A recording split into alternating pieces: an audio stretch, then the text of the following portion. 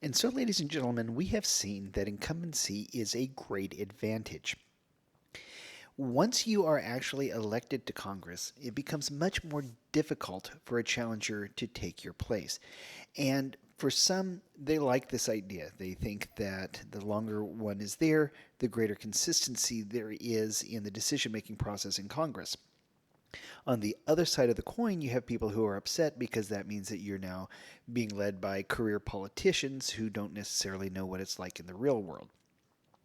But the fact remains that incumbency does provide some very beneficial privileges and some very large helps in regards to staying there.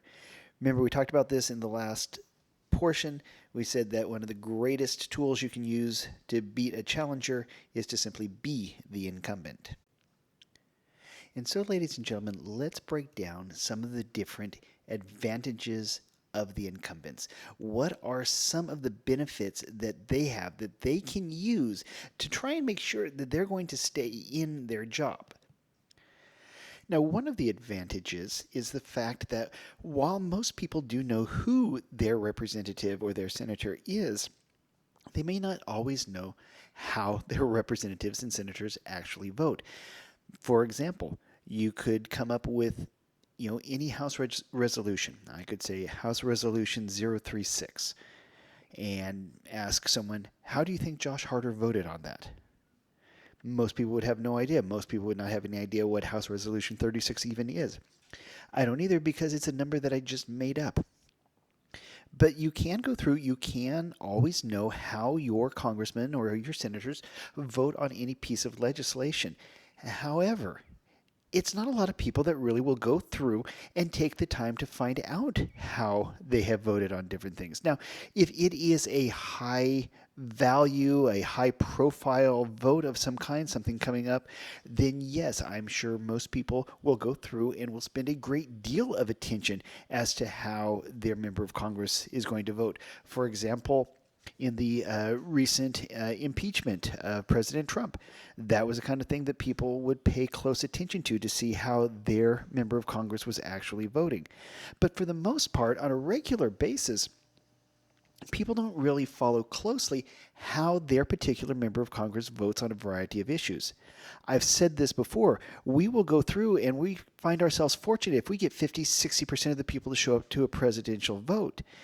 Now, trying to get people interested in things like sanitation or sewage or things like that, it's going to be even harder. And no pun intended. And it's going to be one of those times where we're just going to have to trust that our elected officials are actually making choices that we would agree with. And if they don't, then it is our responsibility to vote them out and put someone in who does. But the thing is, if we don't know how they're voting, we don't know whether or not we should be happy or displeased, and as such, that's going to help the incumbent to hold on to their seat. Now, there are also stories of what are called presidential coattails. Okay, now this is the theory that other candidates could ride into office by clinging onto the presidential coattails. Think about the back of a jacket. Think about a formal tuxedo. You know how some of them have the drop down tails, that kind of thing. However, this doesn't seem to really hold up a lot in practice. Now, there are, of course, examples, anecdotal examples of how this can happen. A lot of times, if you have a president who is quite popular, then running for Congress or running for the Senate, arguing that you're there to support that president, that you're on their side, and things like that, that can have a very positive effect on you and your campaign. But the simple idea that you're running for Congress, and because you're running for Congress and there's a popular member of your own party running for the presidency, that's just going to sweep you along, that may or may not be the case, and it is going to actually be more likely not the case. So again, this is a sign of the incumbency being a benefit because they're already there. They're not counting on these presidential coattails to help drag them into office. Now, when it comes to economics, the president can suffer greatly because of a downturn in the economy. We have a tendency to blame the president for economic downturns, whether or not it's his fault. We also have the same tendency to, give the president a great deal of credit when the economy does well. Again, whether or not it's his responsibility. But the president is a very high profile target on that. When something goes wrong with the economy, we have a tendency to go through and blame him. Members of Congress don't really win or lose that much based on fluctuations within the economy. The economy can tank, and you can lose a presidential race, but substantially the House is going to stay the same. Best example of this I can give you was George H.W. Bush back about 1991 after the first Gulf War. He had something like a 90+% approval rating, and it was thought to be impossible to touch as he ran for his second term in 1992. Well, the economy tanks around this time, and we end up with a very popular president in January of 1991, losing in November of 1992 to Bill Clinton. But the House didn't change very much. Yeah, there were a few seats that switched hands, but not much.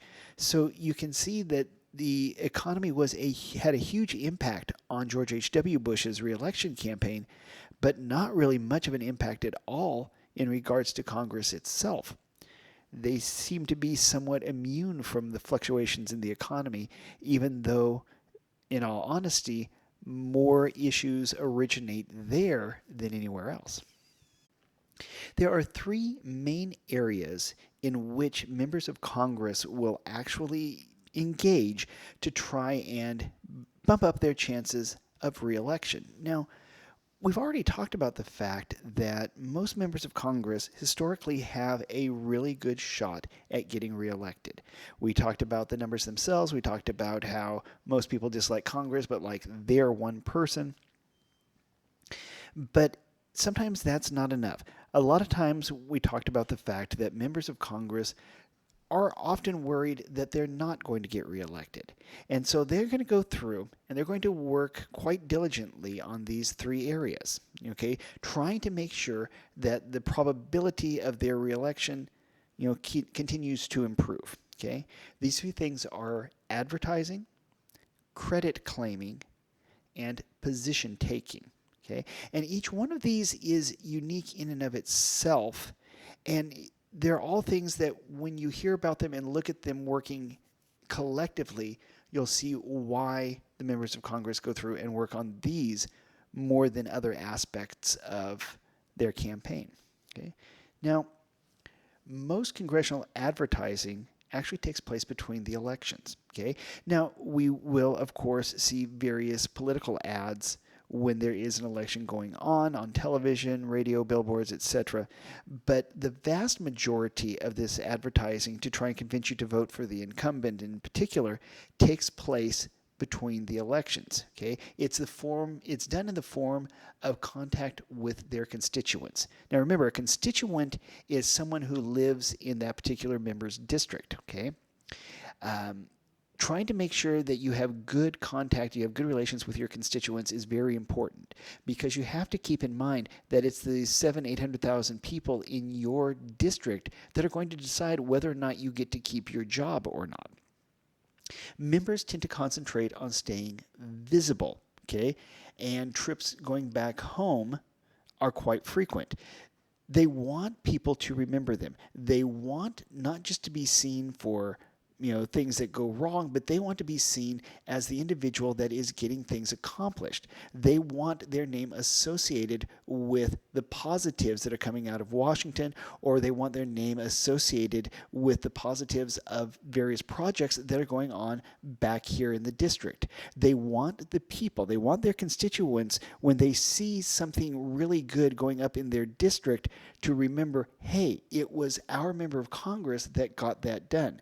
Therefore, they're going to be able to keep a high profile. They're going to be able to stay very visible. Trips to the home district or to the state are quite frequent for that exact reason. And remember, we mentioned before, it is quite easy back east for several members of Congress to go home on a very, very regular basis. If you're coming out to California, or if you're a member of Congress from Alaska or even Hawaii, that's going to be a considerable amount of air travel just to get back to the home district. So you could argue that if you are a congressman from the Maryland or Northern Virginia, that's going to give you an advantage. But the idea is the same no matter where you go. You want to make sure that your constituents are associating you personally with the good things going on within their district. Now, new technologies today are really supplementing the traditional contacts. Things like database management, email, automated phone calls, the hated robocall that most people really dislike, but they are still used quite a bit. Think about how much is being done right now through things like Zoom because of the COVID era that we're in. So you got to take into account it's not necessarily just the physical presence in the district, but now we're using technology to again make sure that the member of Congress continues to keep that high profile, that member of Congress is still going to be associated with whatever the project happens to be. All of these things work together. While it is a fantastic opportunity to go back home, to actually meet with people, talk with them, and see them face to face, with the number of folks in a congressional district, it's going to be hard to get to everybody. Technology is allowing us to continue to push the boundaries of how many people you could meet with, for example. So this is all part of that advertising that's going on in between the elections, making sure that the people know how much good the congressman is actually doing in, Washington, D.C. on their behalf.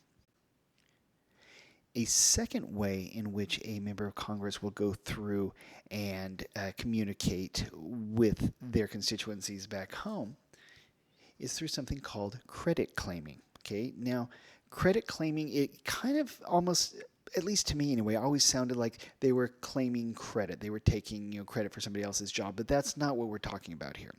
Okay, credit claiming involves personal and direct service. Okay, this means that you're looking at something being done specifically by the congressman that has helped you personally.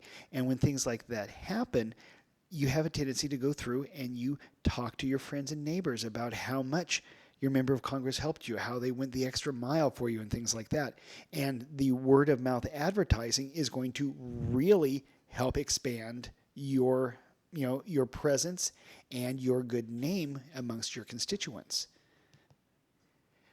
But it's not just necessarily claiming that they've done something for one particular member.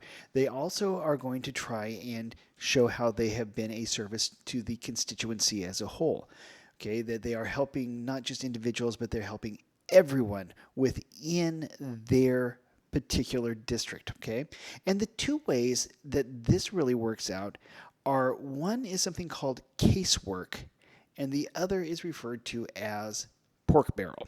Okay, the casework thing is, generally speaking, something that very few people have a problem with. Pork barrel tends to be something that people are happy with if it happens in their district, but are less than pleased when it's somebody else's district. Now, casework, by definition, is helping constituents as individuals, cutting through the bureaucratic red tape. There are any number of stories where you have people with some kind of issue with the government. There's some kind of problem, there's some kind of oversight, that something is going on. The federal government is not necessarily behaving badly toward these people, but they're not helping the way they're supposed to be.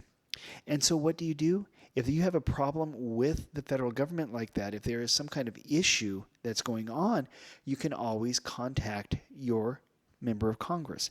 Now, you'll call the congressional office. You're going to get a caseworker. Now, remember, caseworkers are pretty much the bottom of the food chain. Okay, these are the low-end folks that are not making the big bucks to be there. A lot of times, they'll even be interns and things like that. But you call them, you can tell that person what the problem is, and then the congressman's office will get to work on trying to fix it. It's the office collectively will be working to try and look up whatever the issue is and try and see what, if anything, they can do about it. And as the congressman's office is able to help you with something, then that's going to generate that goodwill that I talked about. It's going to show people in his district, his or her district, that quite literally, this is a guy, this is a person who is looking out for the little guy. This is the person that will help someone who has been the victim of the bureaucracy and the overactive red tape and things like that. So casework is helping on what you can think of as a person-to-person basis. You're working on trying to make sure that individuals are going to get the assistance and the help that they actually need from the government. Now, in addition to going through and this personal service, this casework aspect of it, you also have something referred to as pork barrel. Now, the pork barrel refers to expenditures on federal projects, grants, contracts, things like that for cities, businesses, colleges, institutions, etc. And this is where you start to see your congressman be very popular for bringing that to your particular district, but making your district a little less popular with the others because of what's going on. Now, a great example of this is the Bridge to Nowhere. This was to connect an airport and a city in Alaska. It's a beautiful bridge, cost couple $100 million, provided jobs for a while and things like that. Of course, it's not actually connected to a road, so that's kind of useless. There's another example where the Defense Department was going to have several $1 billion worth of upgrades done to some of our tanks, even though the Army did not want those upgrades made. The reason it turns out was that the company that made those parts were actually in a couple of different districts, so they were able to get the money that way, and we were going to get parts that the Army didn't want. Pork barreling means that you can go through and you can bring back a boatload of federal cash to your district, even though you don't really need it. It makes people happy. It tends to help with the job market. But at the same time, it can come across looking ridiculous, like the Bridge to Nowhere. Okay? So because credit claiming is so important to re-election, you got members of Congress don't usually pass up the opportunity to increase federal spending in their state or district. Now, right or wrong, are they doing this for the good of their district, or are they doing it for the good of themselves? I leave that up to you. But when you do have pork barrel projects like this, it goes through and essentially just kind of shows off some of the negative aspects of what Congress can do. One of my favorite examples was the Strategic Wool and Mohair Fund that was still in existence until the 1990s. And the idea was that we would have a sufficient number of sheep in the country that we could shear those sheep and turn that wool into Army uniforms in the event of an emergency. Now, that was a great idea, except for the fact that we had stopped using wool for those particular uniforms decades before. But, a thing at rest tends to stay at rest. That never stopped. It just kept existing as a fund, and we kept paying for it. Pork barrel projects, like I said, they can benefit your specific district, but at the same time, they are a great example of what can go wrong in regards to congressional spending. In recent years, funds have been earmarked or dedicated to a specific district. Okay, 2007 had about 12,000 different earmarks that amounted to about $17 billion. Instead of it going toward specific projects, we're still talking about pork barreling here, but we're setting aside money for different projects. We're setting aside a big chunk of money to go to specific districts. This is how we end up in debt, ladies and gentlemen. We are, as a nation, spending more money than what we are actually bringing in. And the result of that is, I've shown you the screen before for the U.S. debt clock that, we're at about $26 trillion right now. So while all these things, or both these things, I should say, pork barrel and casework, do a lot to maintain the presence of your particular member of Congress, sometimes it can backfire. Sometimes you end up being associated with a Bridge to Nowhere. But all in all, again, the members of Congress are doing this to try and make sure that they get reelected so that they can continue to serve the people of their district. Whether or not you think they're going about doing it the right or wrong way, Well, that's up to you. And if you dislike it, then I readily suggest that you get involved in politics, or even better, that you run for political office. And when you do get elected to some high office, please make sure to point out that it was all the fault of the wonderful education you received at Ripon High School, and make sure that your teachers can get the good tour of the Capitol building. But, ladies and gentlemen, we still have one more thing. We've looked at advertising, we've looked at credit claiming, and so we're going to look at one more, and that's going to be called position taking. Now, in addition to advertising and credit claiming, you also have something called position taking. Now, position taking is important both when you first get elected and if you want to stay in office. Okay, every politician is going to have to do this. They're going to have to essentially state what their opinions are on a variety of different issues. Okay, members of Congress have to engage in position taking on all sorts of matters of public policy. And this can be everything from water issues to abortion to gun control. Any and all of the above it's going to be important that the people voting for them know where they stand on these different issues. Okay? It's important so that they will be able to answer, where do you stand on? If they're at a town hall meeting and there is an issue that's going on that day and the people want to know, they're going to want to know if this is a consistent issue. Is this something that the individual has flip-flopped on? Do they change depending on what way the wind is blowing that day, as the saying goes? The positions they take can make a difference in the outcome of an election, okay? Especially if it's about issues that are on matters that are very salient to the voters. If their stands are out of line with the majority of their constituents, that can really screw things up. Now, there are a variety of issues that are very bedrock foundational to a lot of people. And, I mentioned just a few of them. It could be Second Amendment rights. It could be abortion. It could be, you name it. It could be any of the above. And there are those individuals that might really like a particular candidate or might like a particular member of Congress. But if on that one key issue there's some kind of problem or there's some kind of, fill in the blank, then that could be a deal breaker right there. But there are those times that members of Congress have to actually stand up. They have to say what they believe, and most people are going to be hopeful that they will stand by those beliefs, that they will actually do what they say when push comes to shove. Now, does that always happen? Sadly, no. But does it happen? Yes. And I think that's what people want to see more than anything. They want to see a member of Congress, or they want to see a politician that says, this is what I'm going to do, this is what I'm going to try to do, and then they actually try to do it. It has become something of a rarity this day and age, but some of us still maintain the hope that it's making a comeback. Another advantage for incumbents: weak opponents. Now, while there are times that if you're a member of Congress, you are going to face some very strong challengers, that's the exception to the rule.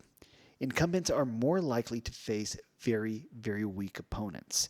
And there is a reason for this. Actually, there's more than one. Okay? Now, looking at all the advantages an incumbent has, that does have a tendency to potentially, take effective opponents, make them take a second look at things. They don't want to risk challenging a member of the House, for example, if they know they're going to lose. And both parties look at seats that they can flip. They look at seats they want to change. But at the same time, there are those they look at as being safe, and they don't really want to put any money or effort into that. So sometimes you'll have a sacrificial lamb. Sometimes you will have someone who has been chosen by the party to get their name put on the ballot, even though both the party and that individual knows there is no chance that they're going to succeed. But a lot of times it's very important that you at least have a name from your party on the ballot. There's no real money going into this campaign. There's no real chance that person's going to win. And so the incumbent gets another advantage because this is a weak opponent that quite literally has no chance. Another thing that we'll talk about today, just last little bit really, we're almost to the end. Campaign spending. Oh, does it cost a lot of money to go through and run a political campaign? And you've got to remember that all of this money is going toward a job with a starting salary of about $175,000. So you got to think it's not for the cash that people are doing this. They're doing it for other benefits that they see. It costs a great deal of money to elect a Congress. In 2018, the grand total spent for all 435 members of the House and the one-third of the Senate, $5.7 billion. Collectively, that's what was spent by the parties and individual campaigns to get the Congress that we had at the start of 2019. So you're looking at a huge amount of money. Now, if you are a challenger and you want to go up against one of these incumbents, you're really going to have to raise the money. If they have a chance to defeat the incumbent, they're going to have to raise a phenomenal amount of money. But the problem is challengers are usually outspent by incumbents. In 2018, it was by about 2.5 to 1. So for every dollar the challenger spent trying to defeat the incumbent spent $2.50. Money goes a long way. It buys advertising, it buys signs, it buys airtime. And all of this does have a tendency to discourage those who want to run against someone in Congress because they have all of these advantages. They don't really see it as cost effective, is the nicest way to put it. It's not worth the time, the effort, the money, the blood, sweat, and tears, unless there is some kind of issue about which the challenger is truly passionate. Then all these challenges don't seem to mean anything, and they will go through and do the best they can to defeat whoever is currently holding that particular seat. All right, and one last thing to talk about in regards to campaigns, and in particular spending, and we will go through and talk about this, a little more in depth later on, is the fact that approximately 1/4 of the money raised by candidates for Congress comes from what are called political action committees, or PACs. Now, PACs have access, or they seek access rather, to policymakers. And so for the most part, they'll give most of their money to incumbents who are already heavily favored to win. Critics of PACs, political action committees, are convinced that they're not trying to elect, but to buy influence. And you can look up various PACs and see that they really spend money quite even-handedly between Republicans and Democrats. They are essentially hedging their bets, trying to figure out ways to get that money to these particular campaigns. Now, you'll notice at the end of most political commercials, they'll have the little voiceover at the end that says, I'm, blah, blah, blah, and I approve this ad. PACs don't have to do that. They are not necessarily associated with a campaign or a candidate or anything like that. They'll do what are called issue ads.